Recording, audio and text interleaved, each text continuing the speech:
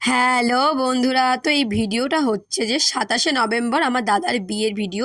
অনেক দিন হয়ে গেল, গ্যালারিতে পড়েই ছিল, আমার এডিট করা হয়নি সত্যি কথা বলতে গেলে।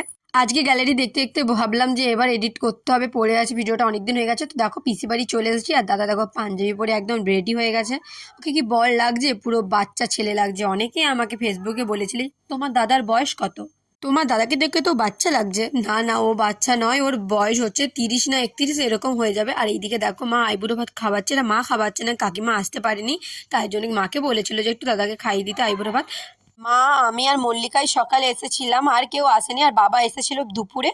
আর কাকিমা জেঠু এরা কেউই আসেনি, কারণ হচ্ছে যে বাড়িতে কিছুই হবে না, শুধু গায়ে হলুদ যেই সব নিয়মগুলো আছে এখানেই হবে, কারণ লজে হচ্ছে দাদার বিয়েটা।